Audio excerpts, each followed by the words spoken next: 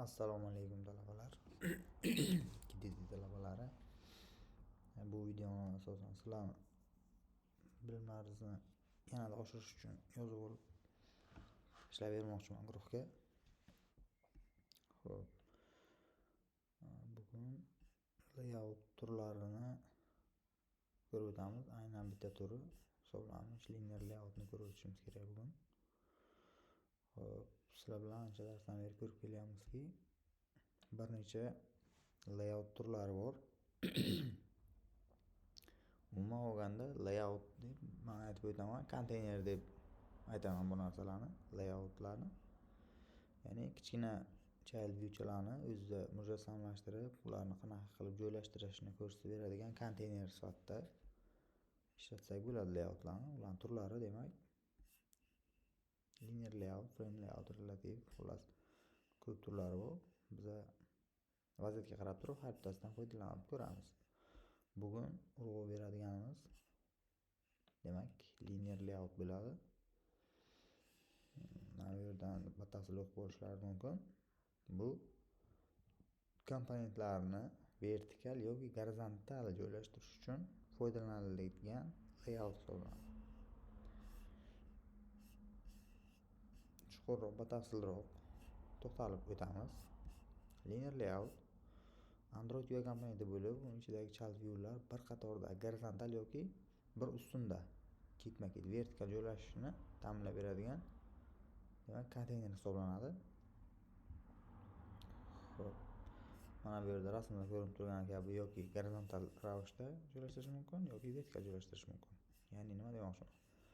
Mana bu katta to'rtburchak chizar linear layout hisoblanadi. Uning ichidagi kichkina komponentchalar esa child view'lar hisoblanadi. Layoutning ichidagi child view'lar qanaqa ko'rinishda joylashuvini mana shu konteyner bizga belgilab beradi. Demak, linear layoutning foydali jihatlari tushunish juda ham oson, ya'ni ikki xil usulda foydalanish mumkin, vertikal, gorizontal. Xo'p, keyin oddiy sodda UI'larni chizishda qulay hisoblanadi. Va yana bir jihati weight degan atributi bor, buni to'xtalib o'tamiz. Mana shu yerda ekranning qancha qismini, mana bu misol uchun birinchi view'ga, qolgan qismini ikkinchi view'ga qanaqa qilib taqsimlab berishni belgilab berish mumkin bo'ladi. Mana shu narsani bildiradi. Xo'p. Endi asosiy atributlarga keladigan bo'lsak, orientation degan atribut bor ekan. Hozir demak bitta yangi loyiha yaratib olamiz. Ko'rib turibsizlar, main activity bor. Xo'p, buni design fayli bo'lmish activity main XML fayli ham bor, uni ochib turibdi. Mana bu yon menyuni yopib qo'yaman, kerak paytda ochib ishlataveramiz. Bizga ko'proq ekran muhimroq bo'lganligi uchun. Xo'p, endi birinchi loyiha yaratilgan payt constraint layout konteynerimizda jimlikdagi holatni yaratib beradi bizga. Biz buni o'zimizga kerakli bo'lgan linear layoutga yuborib olamiz va bu yerda xatolik beradi. Mana bu orientatsiyasini berishing kerak deb aytibdi. To'g'rirog'i uni ichida hech qanaqa narsa bermaganimiz uchun hozircha childlarni bermagansan deb xatolik beryapti. Va mana shu ichiga endi bir ikkita child view'larni berib ko'raylik. Oddiygina button bo'la qolsin. Wrap content bo'laversin. Buni tekstiga A deb qo'yamiz. Xuddi shunaqa yana bitta. E'tibor beringlar, ikkalasini ketma-ket yozganman. Bu yerda dizaynda ham joylashuv bo'yicha gorizontal ketma-ket joylashtirib qo'ydi. Sababi mana bu yerda biz orientation degan atributni bermaganmiz. Mana bu atributni ikki xil qiymati bor ekan, vertikal, gorizontal. Shuni bermaganimiz sababli bularni avtomatik ravishda gorizontal qilib joylashtirib qo'yadi o'zi. Ana endi orientation vertikal deb qiymatni beradigan bo'lsak, mana ikkita child view'ni konteynerning ichida mana konteyner mana bu ochiluvchi qismi va uni atributlari konteynerni, mana terminus konteyner yopuvchi qismi va konteynerning child viewlari mana bu ikkita tugma hisoblanadi. Orientationni vertikal berganimiz uchun ikkita tugmacha vertikal ravishda joylashib qoldi. Bularni gorizontal deb joylashtirib qo'yish ham mumkin. Umuman olganda olib tashlasak, bu gorizontal bo'lib qoladi jimlikdagi holatda. Biz qachonki vertikal joylashtirmoqchi bo'lsak, buni orientation vertikal deb qo'ysak, shuni o'zi yetarli bo'ladi. Gorizontal joylashtirmoqchi bo'lsak, olib tashlaymiz bo'lish atribut, bo'lmasa bo'ldi. Xo'p, tushunarli bo'ldi deb umid qilaman. Ana endi gravity degan atribut bor. Gravity. Bu narsa nima uchun kerak bo'ladi? Gravity. Misol uchun tasavvur qilaylik. Mana shu tugma. Bitta linear layout ichida bittagina child view bor. Shu tugmani qayerda joylashishini ko'rsatib beradi. Hozir bizda linear layout, demak, katta ekranning o'zi polini egallab olgan. Mana match parent.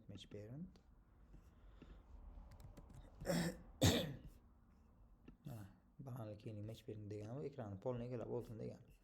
Va tugma bor. Tugmani o'lchamlari esa wrap content. Ya'ni tugma mana bu eng kichik qiymatga ega bo'lishini bildiradi. Bu wrap content, ya'ni kontentni o'rab ol degan ma'noda. Endi mana shu tugmani konteynerning qayerda joylashishini belgilab beradi gravity degan atribut. Gravity. Mana misol uchun center degan atributni qo'yadigan bo'lsam, qiymatni atributga. Tugma markazga kelib qoladi. Buni pastga tushirmoqchi bo'lsam, bottomdan foydalanaman. Yuqoriga topdan foydalanaman. Chapga demoqchi bo'lsam, start deyman.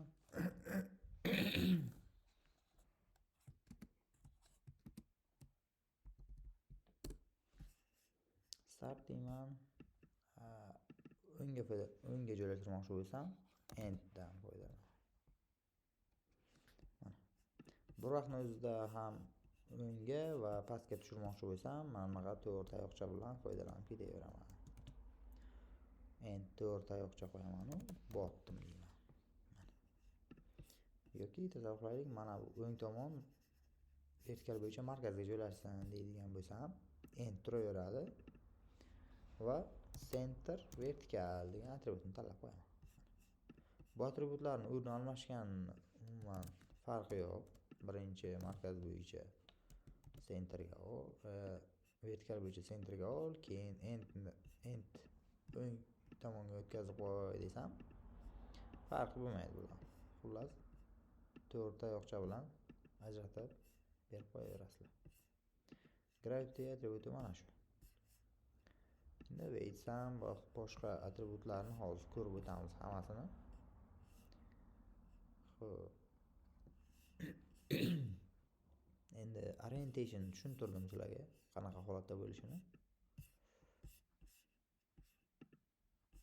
Ikkita qiymat bor ekan. Orientation atributida gorizontal, vertikal. Mana bu yerda yozib qo'yilgan. Hozir foydalandik biz.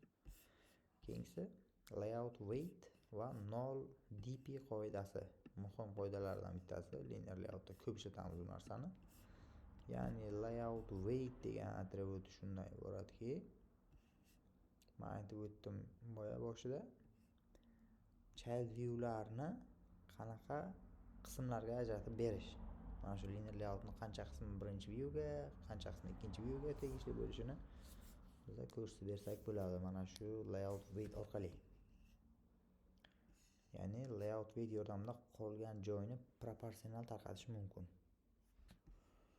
Xo'p, agar siz weight ishlatayotgan bo'lsangiz, proporsional o'lchash uchun odatda o'lchamni 0 deb qilib bering deb muhim joyni ko'rsatib beryapti.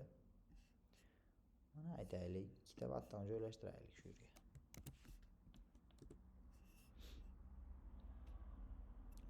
Ham gravity olib tashlaylik. Xo'p. Gorizontal bo'lib turaversin. Mana tasavvur qilaylik, mana bu birinchi tugmani mana shu ekranni polni egallab olsin deyman. Qolgan mana bu yoqda mana bu B tugmamiz deylik. Mana bu yoqda burchakka borib qolsin. Ya'ni barcha bo'sh joyini A tugma olsin eniga va qolgan joyini B tugma olib qolsin deylik. Buning uchun nima qilamiz? layout weight degan atributni chaqiramiz. Mana shunga 1 ni qo'yib qo'yamiz. Mana shu 1 ni qo'yib qo'yganimiz sababi barcha linear layout egallagan qismni, eniga egallab turgan qismni bir qismini to'liq egallab olsin degani. Xo'p, agar mana shu yerga tasavvur qilaylik, layout weight ni 2, mana bu yerga 3 qo'yadigan bo'lsam, ekranning 5 dan 2 qismini B tugma, 5 dan 3 qismini A tugma oladi degani bu. Bundan kelib chiqadiki, layout weightimiz, weight sumimiz 5 ga teng bo'lib turibdi. Ya'ni weight degan atribut orqali biz ekranni qismlarga ajratib berishimiz mumkin ekan. Jami demak, ekranni 5 qismga bo'ldik, buyruq berdik weight sum orqali. Bu konteynerga beriladigan qismi weight sum. Layout weight esa uning child viewlarga beriladigan atribut hisoblanadi. Demak, ekranni 5 qismga bo'ldik, buyruq berdik. 3 qismini A tugmaga, 2 qismini B tugmaga bo'lib ber deb qo'yganmiz. E'tiborli jihat shundan iboratki, misol uchun mana buni 2 qilib qo'yadigan bo'lsak, mana ekran 5 qismga ajratilgan, 2 qismi A tugmaga, yana qolgan 2 qismi B tugmaga, yana bir qism qolib ketadi. Mana bu joyda bo'sh qolib ketyapti. Mana shu orqali boshqarish mumkin bo'ladi. Ya'ni mana bu ikkalasini qo'shadi, avtomatik o'zi 4 chiqadi, lekin bu yerda weight sum 5 deb qo'yilgan. Mana shu bir qism ortiqcha qolib ketadi. Endi mana bu weight sumni bermaslik xohish hisoblanadi. Agar siz mana shunaqa bo'sh qolsin deb xohlamoqchi bo'lsangiz, bo'sh qolishini buni qat'iy berib qo'ysangiz bo'ladi. Agar olib tashlasangiz, bu weight sumni avtomatik bu 4 deb o'ylaydi. Sababi mana bu yerda 2, bu yerda 2 berilgan. Bu ikkalasini qo'shadi.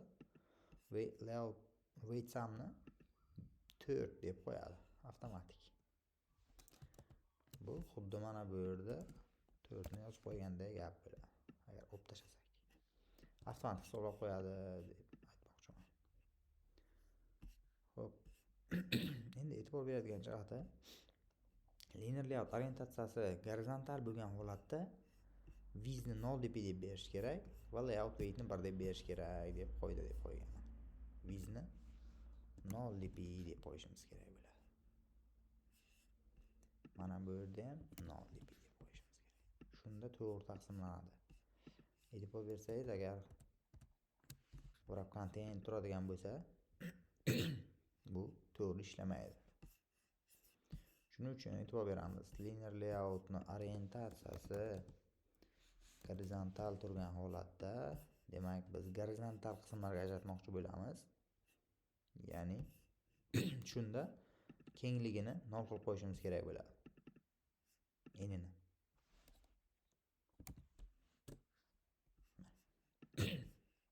Va shunda mana bu qism to'g'ri ishlab turgan bo'ladi. Xo'p, weight sumni foydalanaylik. Misol uchun 6 qism bo'lsin, 2 qismdan bo'lib olgan.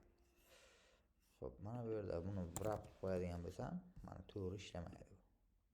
Ko'rib turibsizlar, 2 bo'lishi kerak, lekin bu to'g'ri ishlamayapti. Shuning uchun biz eniga qismlarga ajratmoqchimizmi? Ya'ni gorizontal orientatsiya bo'lgan holatda eniga ajratiladi.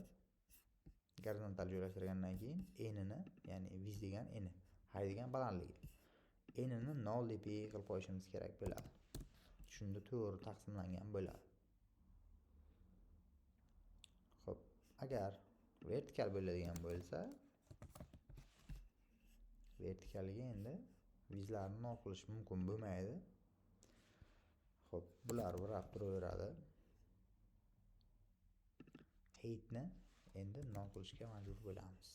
Heightlarni 0 deb qilamiz. Eniga wrap qilib qo'ysak bo'ladi. Mana. Ya'ni orientatsiya vertikal bo'lgan paytda vertikal qismlarga ajratishni boshlaydi. Shunda mana bu komponentchalarning vertikal qism berganimiz sababli ularning vertikal o'lchamlarini 0 deb belgilashimizga to'g'ri keladi.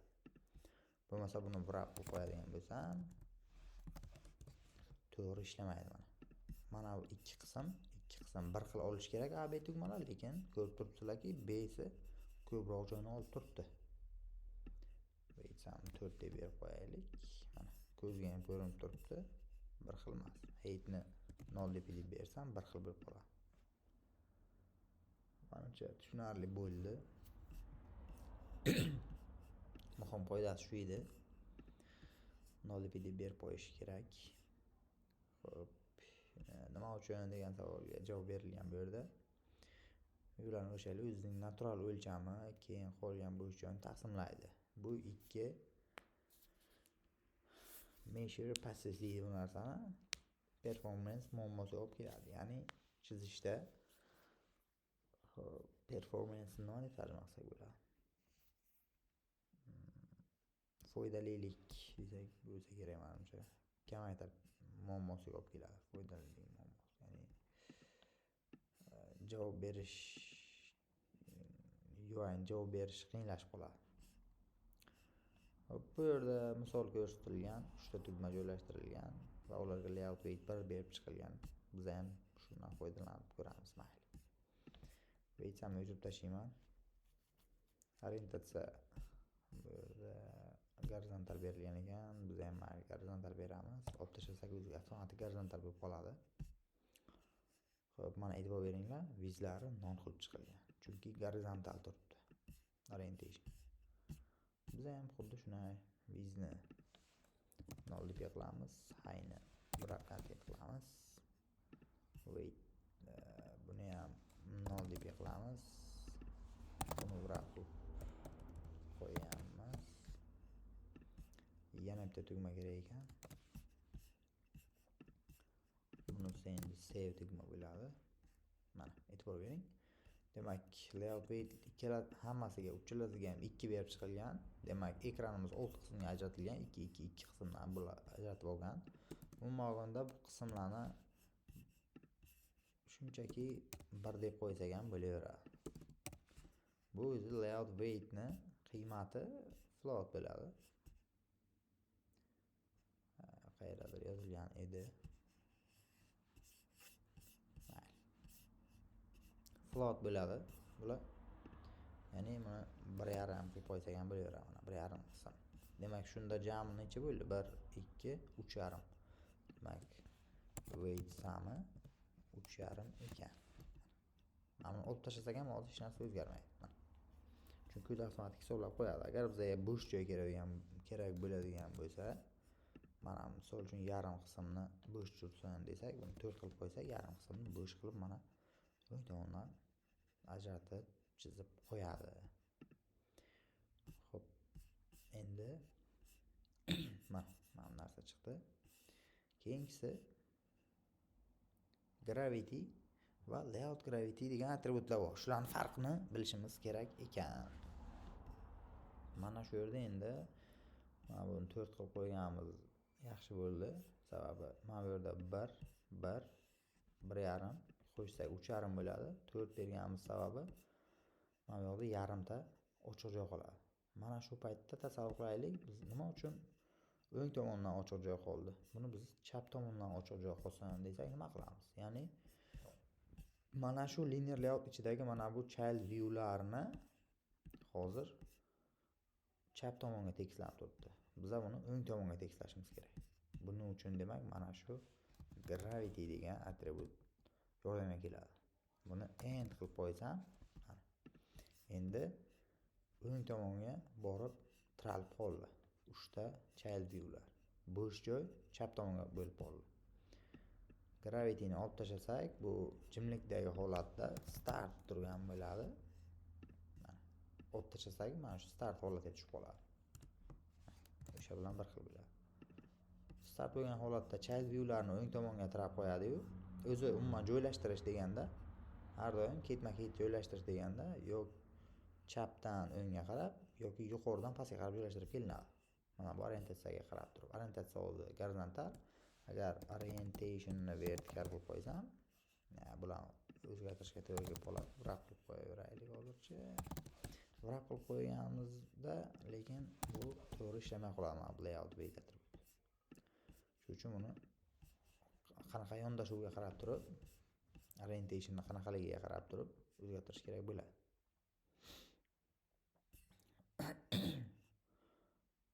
Xo'p, menimcha tushunarli bo'ldi. Ana endi gravity mana shunaqa vazifani bajarib berar ekan.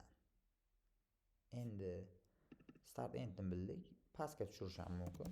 Bottom deb qo'ysam, mana shu komponentlar pastga tushib qoldi. Bularni endi misol uchun o'ng tomonga yetmoqchi bo'lsam, mana buni o'chirib tashlay. Jami demak bu aytsam 4, bular bir-biridan olib olgan, yana ikki qism bo'sh turibdi degani. Demak, ekranni yarmisi bu ikkalasi egallab olgan, gorizontal bo'yicha ikki qism bo'sh turibdi. Chunki orientation gorizontal bo'lganligi uchun. Endi mana gravity attribute nima ish qiladi? Gravity attribute mana shu ikkita komponentni mana shu linear layoutning qaysi qismiga joylashishini ta'minlab beradi. Bottom deb qo'yamizmi? Demak, past qismga boradi. O'ng tomonga borsin desak, mana shu 4 oyoq qo'yamiz va end deb qo'yishimiz kerak bo'ladi. Yoki center deb qo'ysak ham mana avval centerga joylashtiradi. Mana bu qismga centerga joylashtiradi-yu, keyin oxirida end deb yozganimiz uchun endga olib borib qo'yadi. O'ng tomonga yopishtirib qo'yadi. Xo'p, mana chap tomon yuqori bo'ladigan bo'lsa start top deb qo'yish mumkin. O'ng tomonga borsin desak end deb qo'yamiz. Markazga kelsa o'ngga desak center deb qo'ysak ham bo'laveradi, center vertikal deb qo'ysak ham bo'laveradi. Bottomga tushirish mumkin. Yoki mana bu qismga keltirmoqchi bo'lsak, yoki markaz bo'yicha pastga va markazga tursin desak, bottomni olib tashlaymiz, center tanlab qo'ysak bo'laveradi. Pastga va markazga bo'lib qoldi. Mana shunaqa qilib, mana shu 1 2 3 4 5 6 7 8 9 ta joyga joylashtirish mumkin bo'ladi gravity orqali. Biz gravityni ko'rib chiqdik. Endi xuddi shuni sherigi layout gravity bor. Bularning farqi demak, gravity konteyner ichidagi bo'lalarning umumiy joylashuvini belgilaydi. Center, top, bottom hozir ko'rib chiqqanlarimiz. Ana endi layout gravity bor, uni sherigi. Layout gravity child view ga nisbatan ishlatiladi. Child view ning attributi u. Mana bu yerdan ko'rinib turibdi. Mana gravity linear layout ning attributi sifatida foydalanilgan.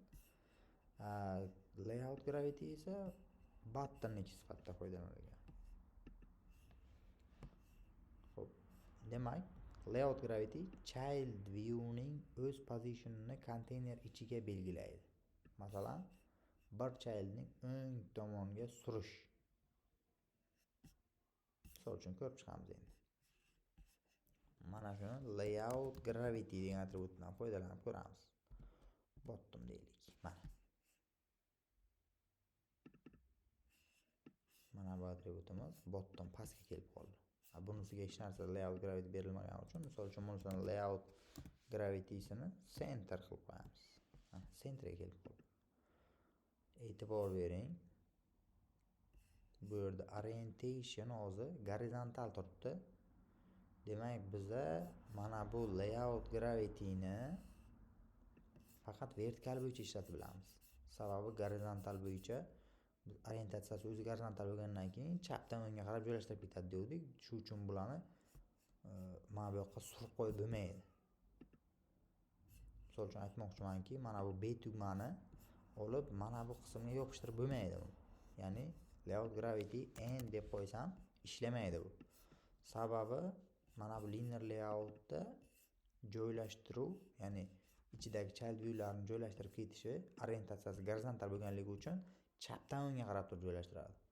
O'ngdan chapga qarab joylashtirmaydi. Shu sababli bu layout gravity degan child view'larga ta'sir qilgan attribut faqatgina vertikal bo'yicha ta'sir qiladi. Agar men buni orientation'ni vertikal qilib qo'ygan deydi, bu ikkalasiga ham ta'sir qilib ketar edi. Ya'ni aytmoqchimanki, gorizontal bo'yicha ta'sir qiladi endi. mana layout gravityni bottom turibdi, ta'sir qilmaydi lekin, chunki vertikal bo'yicha ta'sir qilishi kerak u. Ta'sir qilolmaydi vertikal bo'yicha. Gorizontal bo'yicha ta'sir qiladi. Chunki orientatsiya bor. Mana bu linear layoutda orientatsiya vertikal qo'yilganligi uchun bu yuqoridan pastga qarab qo'yishni boshlaydi. Ya'ni avval A tugmani qo'yadi, uni pastidan B tugmani qo'yadi. Bularni pastga tushirolmaydi bu. U narsani qilishimiz uchun mana bu yerdan gravity atributidan foydalanib turib, buni bottom qilib qo'ysak ishlaydi. Yana endi bu pastda B tugma turadi, uni yuqorisidan A tugmani joylashtirib qo'yadi. Layout gravity esa faqat bizda gorizontal bo'yicha ta'sir qiladi. Endi start yoki end deb buni o'zgartirish mumkin yoki center deb qo'yish mumkin.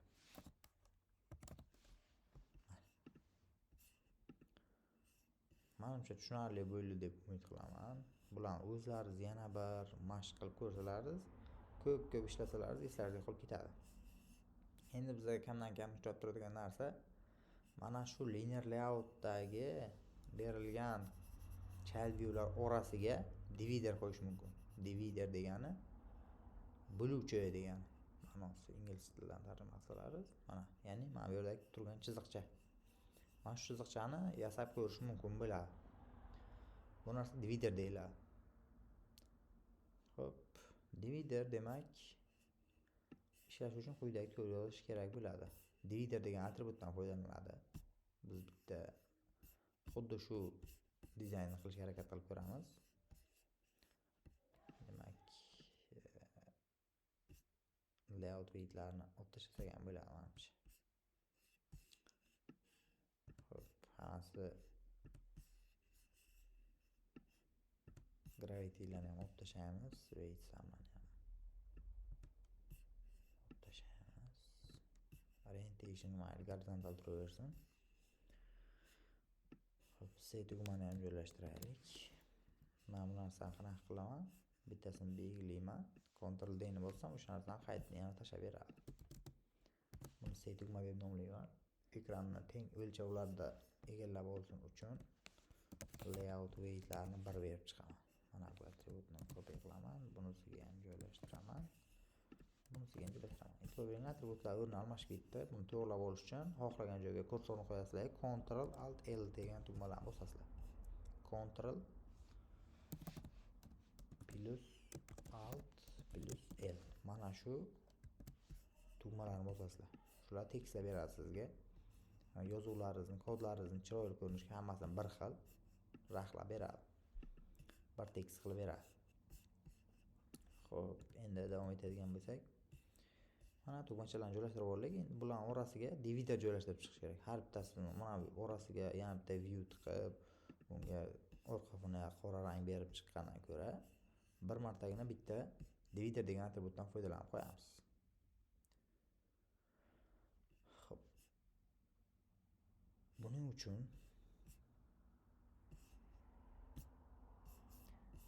mana shu linear layoutga divider degan atributdan foydalanamiz. Mana e'tibor bering, divider deb yozsam o'z dividerga aloqador 3 ta atribut bor ekan. Mana bu yerda shu 3 ta atributni nima ishlab qilish mumkinligi yozib chiqilgan. Shularni o'qib chiqsak ham bo'ladi.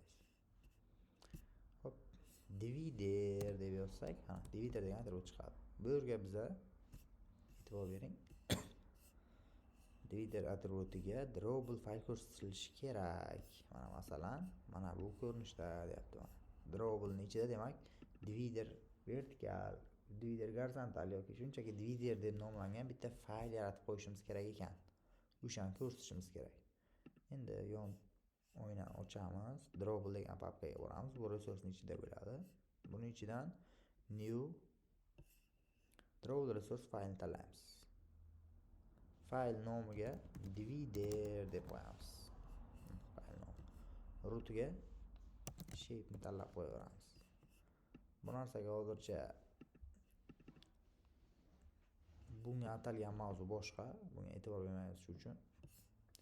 Shunchaki shu faylni yaratib, uni ichiga ko'rsatilgan kodlarni tashlab qo'yamiz va bajarishda davom etamiz. Xo'p, mana fayl yaratib beradi.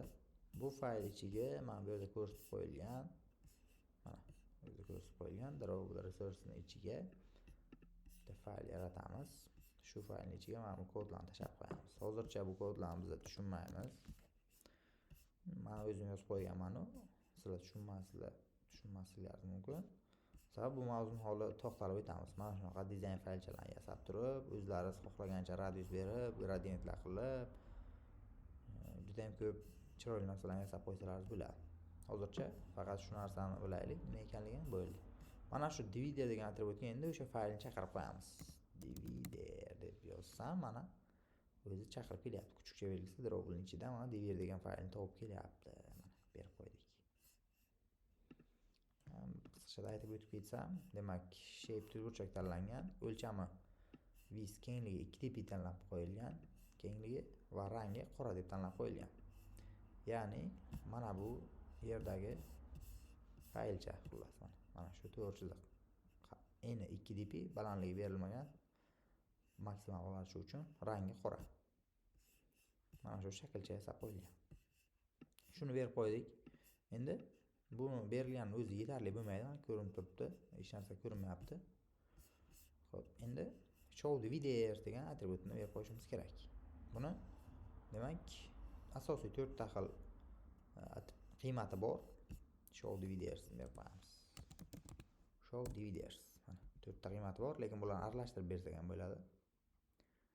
Xo'p, middle degan atribut berib qo'ysak, mana bizga hosil bo'ldiki, mana middle degani mana shu har bittasini orasiga berib qo'yadi degan. Har bitta tugmadan orasida mana shu divider bo'luvchisi bor. Hozir bu yerda maksimal berilib ketgan sababi linear layoutning o'lchami qancha bo'lsa o'shancha berilgan, high match parent deb qo'yilgan. Bu xatolikni oldini olish uchun biz mana bu yerga bitta linear layout alohida tashab olaman. O'sh widthni match parent deyman, balandligini wrap content deb qo'yaman. Va mana bu yopiruvchi qismini mana bu tugmalardan ham pastga joylashtirib qo'yaman. Bitta Ctrl Alt L ni bosaman. Kodlarimni formatlab beradi. Endi mana bu dividerga aloqador kodlarimni olib, mana bunisiga tashlab qo'yaman. Mana. Endi o'sha bizning rasmda ko'rsatilgani kabi holatga keldi. Buni tushundingizlar deb umid qilaman. Mana endi mana e'tibor beringlar.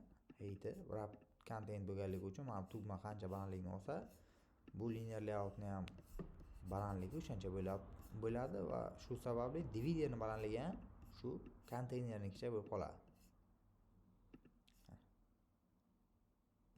Menimcha endi tushunarli bo'ldi. Bu qiymatlarga keladigan bo'lsak, show dividersga mana 4 ta qiymat bor asosiy, keyin bir nechtasini o'sha eski bizga foydalanganimizda bo'ldi. Tayoqcha bilan 2 ta 3 tasini berib qo'ysak ham bo'ladi. Misol uchun beginningni ham berib qo'yaylik mana shu yerda. Middle beginning va tayoqcha.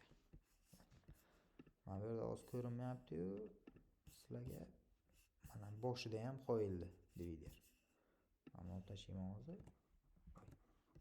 Mana yo'qoldi. Endi qaytarsak, mana paydo bo'ldi.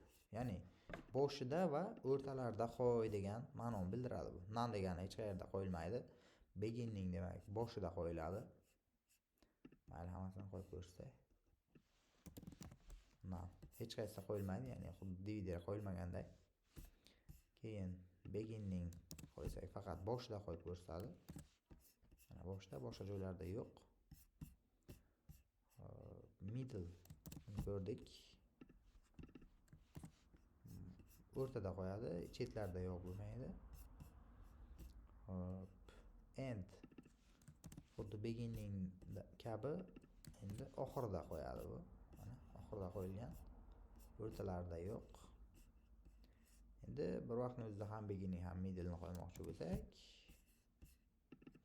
mana shu to'rtta tayoqcha bilan qo'yaveramiz. Mana o'rtalarida va boshida qo'yib berdi. Endi bu yerda end ni ham qo'yadigan bo'lsak, bizda misol uchun table yaratmoqchi bo'lsak, shunaqa qilib qo'ysak bo'lar ekan menimcha. Odatda ishlatiladigani mana bu middle bo'ladi. Chunki markazlarda qo'yiladi odatda. Kichraytirib qo'ysak yaxshiroq ko'rinar ekan. Mana.